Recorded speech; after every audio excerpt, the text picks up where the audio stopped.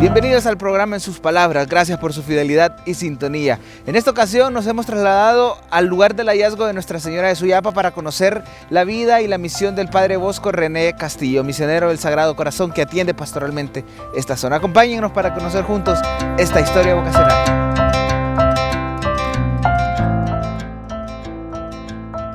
Estamos en el lugar del hallazgo de Nuestra Señora de Suyapa con el Padre Bosco René Castillo. Gracias, Padre, por atendernos para conocer de su vida en sus palabras. Por eso, para iniciar, Padre, quiero preguntarle quién es el Padre Bosco Castillo. ¿Quién es el Padre Bosco? Pregunta interesante. Bueno, soy misionero del Sagrado Corazón, de origen nicaragüense.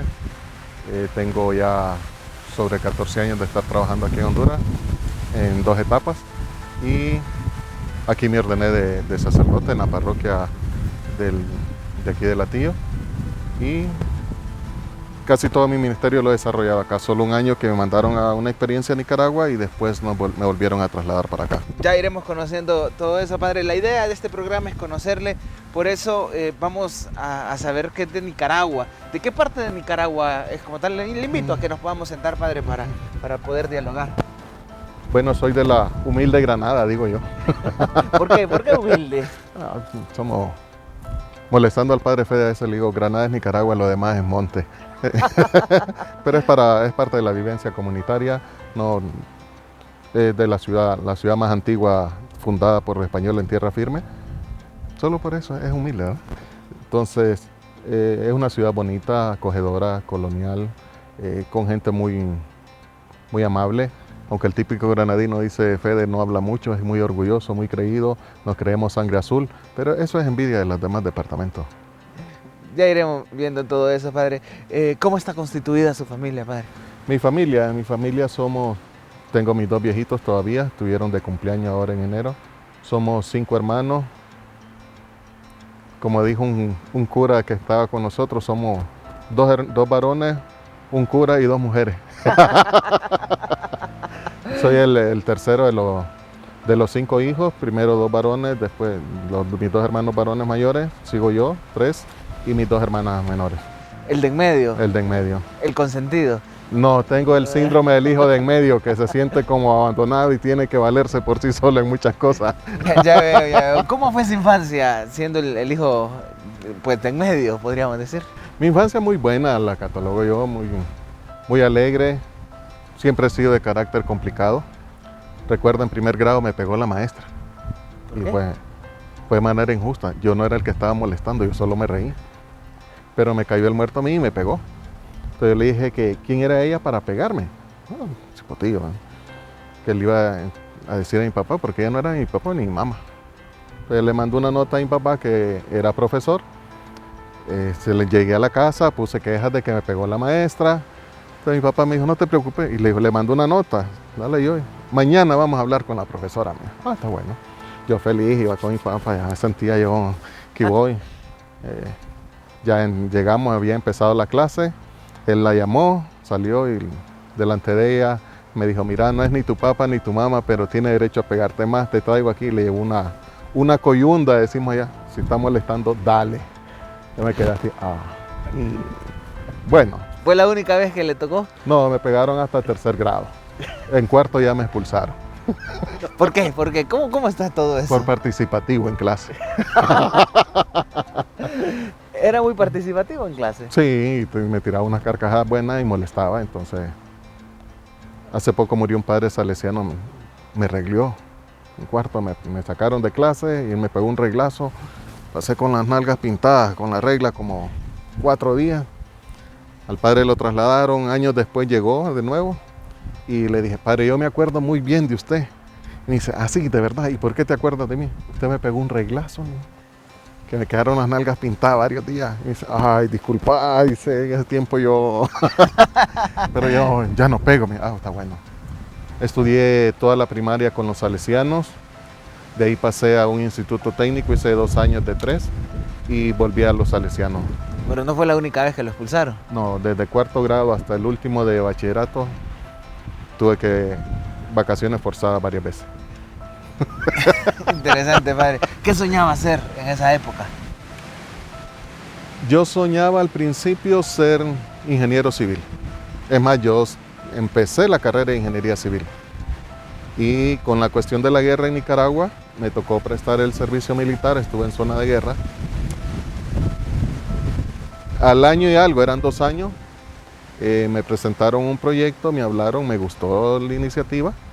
Era darme por terminado los 2 años de servicio militar, salir a terminar el bachillerato, me faltaba 1 año. Y me iban a mandar en ese momento a cualquier país del bloque socialista a estudiar una ingeniería militar, por lo menos 5 años. Con ascensos, con grados, con todo muy bonito. Yo había dicho que sí.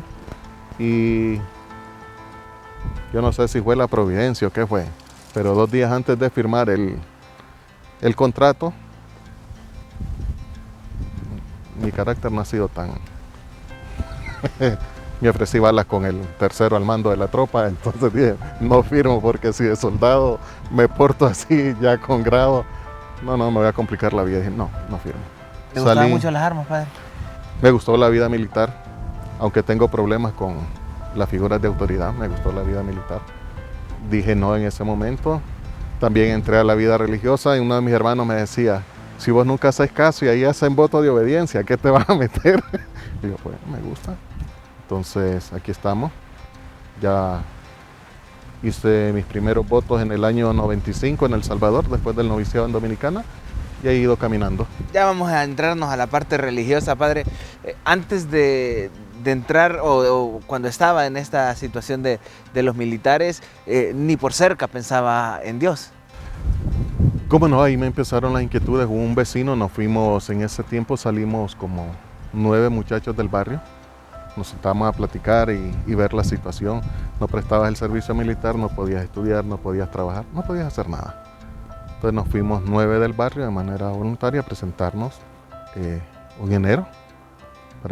Pensando, nos presentamos en enero, terminamos en enero y así podemos empezar estudios normalmente en finales de febrero, marzo, que iniciaban las clases en Nicaragua. Interesante. ¿Su familia qué pensaba de todo esto? Mi familia. A mi familia yo no mucho le pedía autorización. Yo informaba. Es más, el día que nos fuimos al servicio militar, después de estar hablando con los del barrio, nos contactamos con una gente metida en eso. Yo avisé en mi casa a las 7 de la mañana y teníamos que presentarnos donde nos iban a reconcentrar a las 8. ¿No ocupaba ninguna autorización por ser menor de edad? Es que mi libre albedrío ha sido muy grande. Decir eso, mejor pedir perdón que pedir permiso. ¿Fue rebelde entonces? Toda la vida he sido rebelde. Aún con una vida religiosa todavía se me salen mis chispazos de rebeldía. La mayor travesura que cometió en esa época.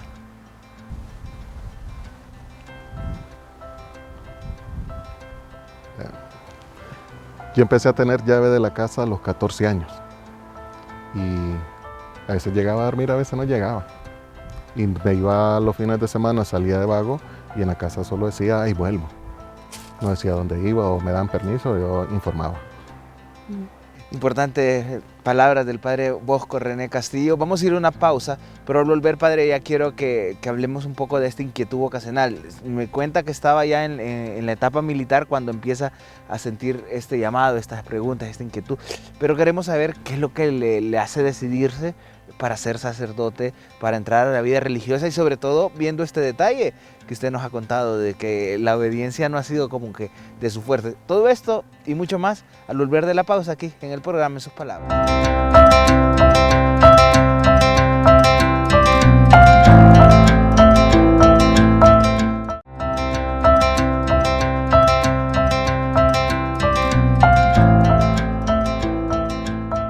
Gracias por continuar con nosotros en Sus Palabras, dialogando en este día con el padre Bosco René Castillo. Padre, estamos en el lugar del hallazgo y aquí es un lugar muy especial, muy querido para la gente.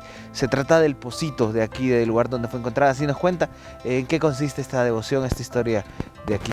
Bueno, la historia nos dice de que las 2 personas que encontraron la imagen de la Virgen se quedaron aquí pernoctando, porque aquí en el pocito se abastecía de agua la gente que pasaba caminando.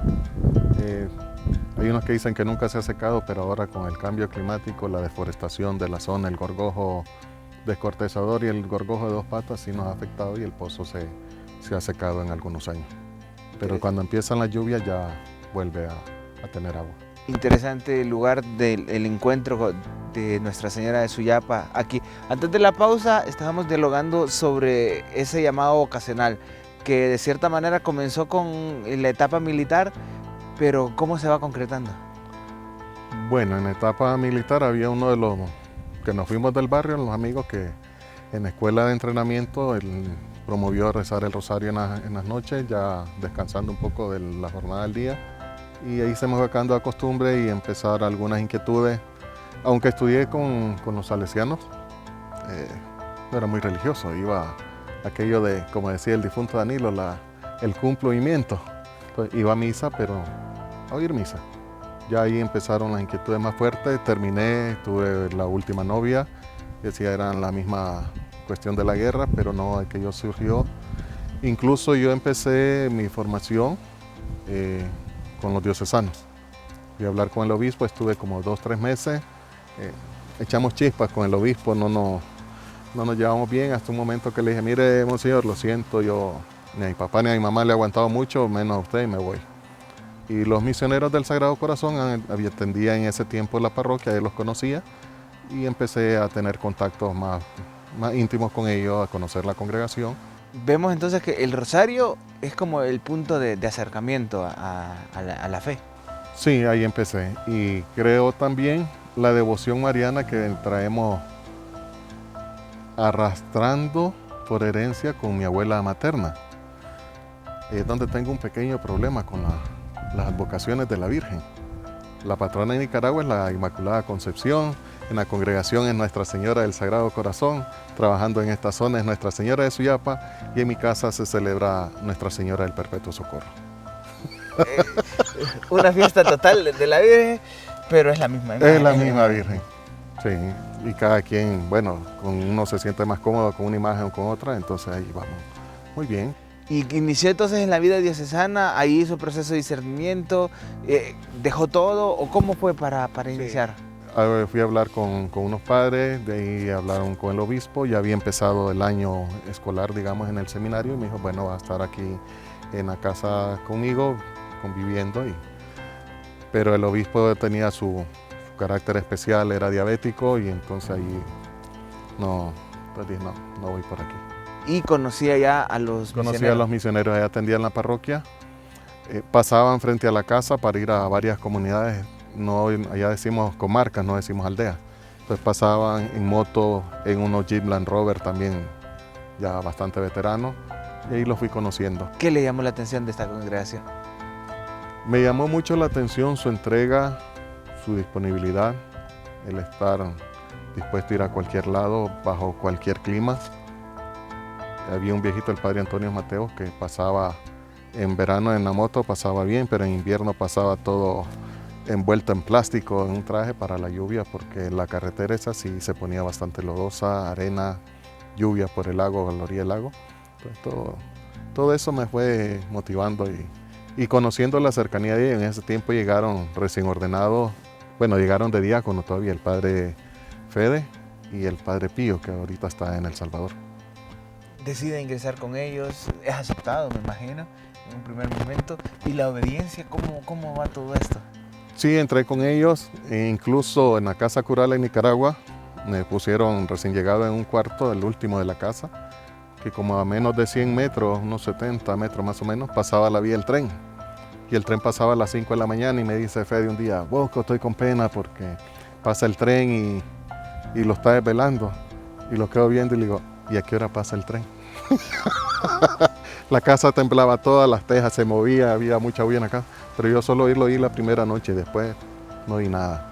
Tengo un sueño bastante profundo. Sí. Entonces la pasamos bien, de ahí me mandaron a Guatemala al prenoviciado. Mi primera crisis en el prenoviciado fue pedir permiso. Cuando me dijo el formador, no, y solo iba a una librería a acompañar a uno. Y decía, ¿quién me manda a meterme a esto? Otro día no pido permiso, me voy y no digo nada. Pero aquí estamos. Después al noviciado a República Dominicana, un año y al regresar ya se cambió. Ese año, a principios de año, se cambiaron los estudios de teología a El Salvador para ir a la Universidad Centroamericana. Interesante. ¿Durante esa época de estudios tuvo algún conflicto con sus superiores? Sí, tuve varios. A veces por cuestión de carácter, a veces por sacar mi folclórico vocabulario nicaragüense.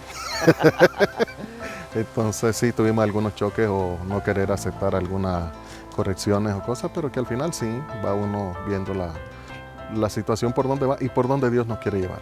Sobre todo eso, como acá, buscar el silencio y hacer clic en el oído para oír la voz de Dios y por dónde nos quiere llevar. ¿La configuración con Cristo iba dando pasos agigantados o se iban dando? Se van dando sus pasos y lo importante es eso, no perder, escuchar la voz de Dios.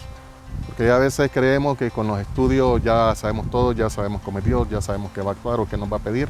Y no, nuestro Dios no deja nunca de sorprendernos. Siempre va planteando cosas nuevas, cosas más interesantes. Y entonces lo que va pidiendo ya uno va viendo de que lo que quiere el Señor para uno es lo mejor para uno. En El Salvador concluye sus estudios y de ahí, ¿qué es lo que te toca? Al terminar los estudios, ya casi terminando, normalmente llega el superior provincial a hablar con uno, a preguntarle, bueno, dónde se ve trabajando al terminar los estudios, dónde le gustaría y por qué. Entonces, cuando me preguntó eso, le dije al superior en ese tiempo, padre Marcelino, en paz descanse, que lo que iba a pedir yo en ese momento era que no me mandaran a Nicaragua, que me podían mandar a cualquier lugar de trabajo de la provincia. Estábamos en El Salvador, Guatemala, Nicaragua, pero a Nicaragua no. Entonces me pregunté, ¿y por qué a Nicaragua no? Porque para ir a varias comarcas, varias aldeas de la parroquia, hay que pasar frente a mi casa. Entonces yo siempre voy a pasar frente a mi casa, haciendo aunque sea visita de médico o tomándome algún fresco. Entonces, para evitar que hablen así, hermanos, de que yo solo paso en mi casa, mejor otro lado. Y me destinaron a Alta Verapaz, Guatemala. Trabajar en el centro vocacional, un instituto con internado para jóvenes indígenas y ladinos, y a la parroquia. ¿Ahí era seminarista todavía o ya era diácono? Salí con votos perpetuos.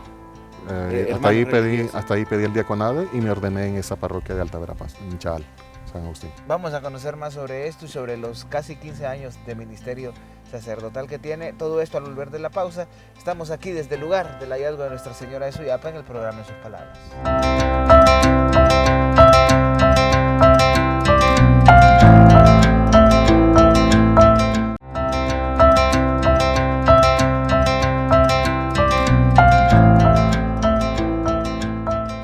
Gracias por seguir con nosotros en Sus Palabras. Nos hemos trasladado a la ermita de Nuestra Señora de Suyapa, que es el templo construido a unos escasos metros del lugar del hallazgo de Nuestra Señora.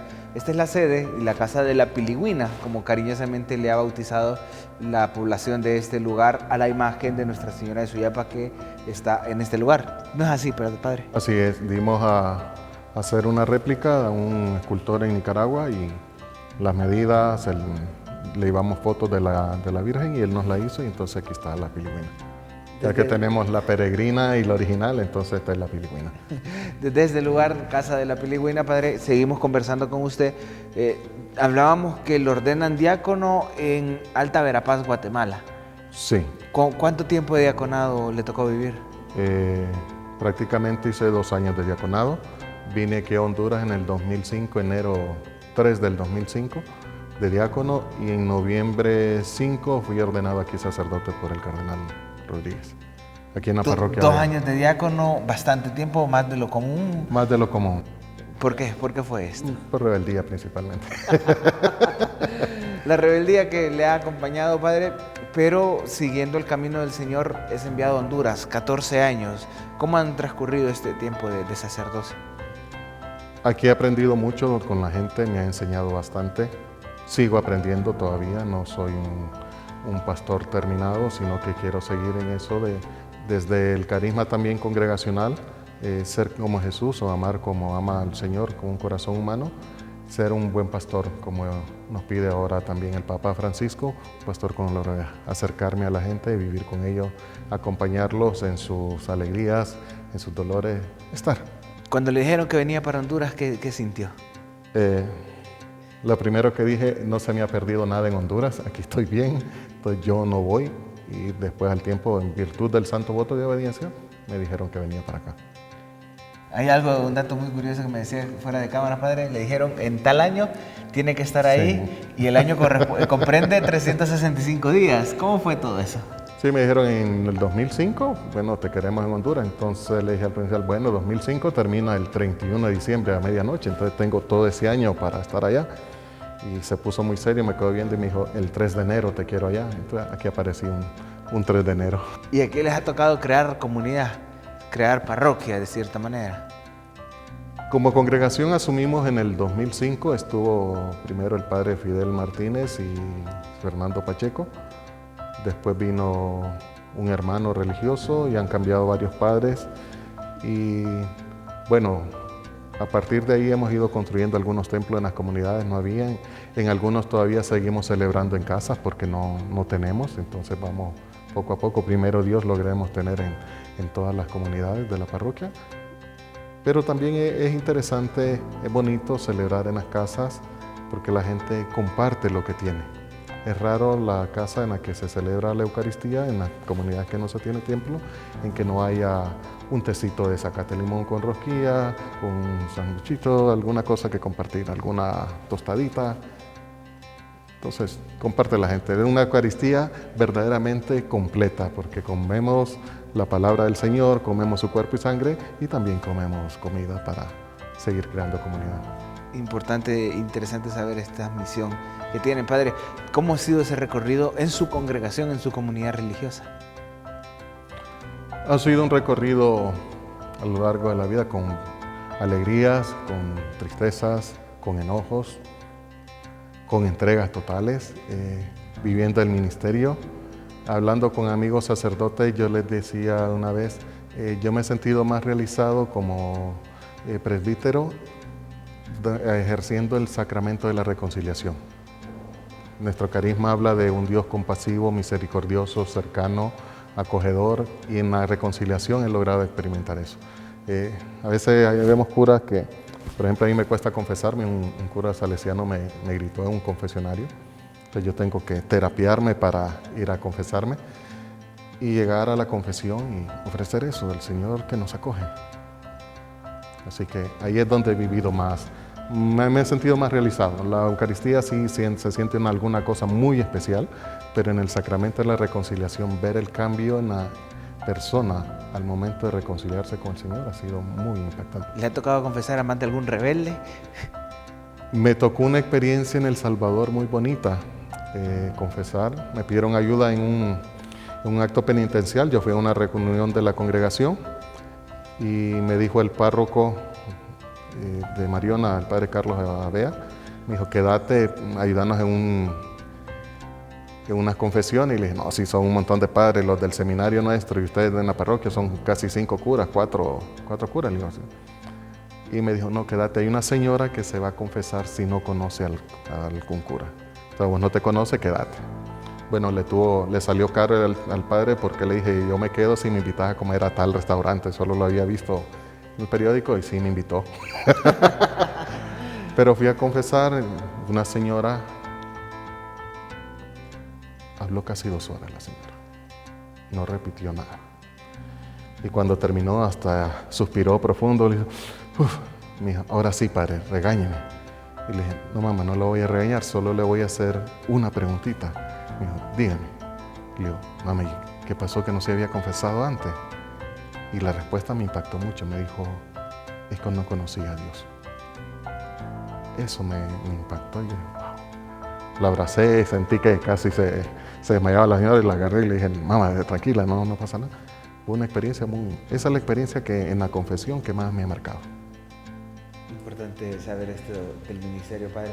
Sabemos que además de la parte sacramental, está la parte también afectiva, la parte comunitaria. ¿Qué le gusta hacer al padre Bosco? Compartimos con el padre Fede, que es con el que más he vivido ahí en la comunidad. Compartimos de todo un poco, salimos a veces a comer o nos preparamos la comida, ya tenemos un acuerdo, el que cocina manda en la cocina y hacer lo que se le antoja. Y con los gustos, en lo único que no nos hemos puesto de acuerdo en gusto es él come un poquito salado y yo como un poquito simple. Pero en la cocina no puedo yo entrar a decirle ponerle menos sal o ponerle tal cosa, no, cada quien es el que decide. Y eso nos ha ayudado en la vivencia. Hemos quedado a veces sin trabajadora, lavamos la ropa, nos ayudamos entre los dos y vamos bien. Sabemos que le gusta la fotografía. Me gusta la fotografía, no me gusta que me tomen fotos y las cámaras no, también le huyo.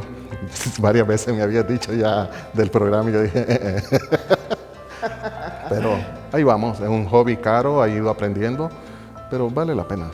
Hay recuerdos que se viven después viendo las fotografías que vale la pena. Interesante.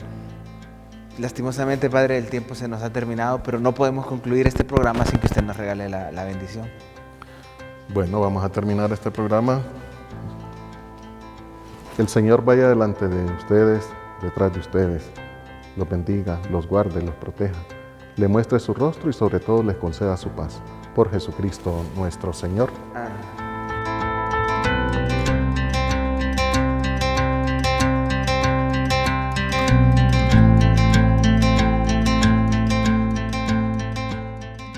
Hemos conocido la historia y la vocación del padre Bosco René Castillo, misionero del Sagrado Corazón, que curiosamente lleva su nombre en honor a San Juan Bosco y a la devoción que le tienen en su natal Granada. Sigamos orando por nuestros presbíteros. Soy Eddie Romero, sus palabras.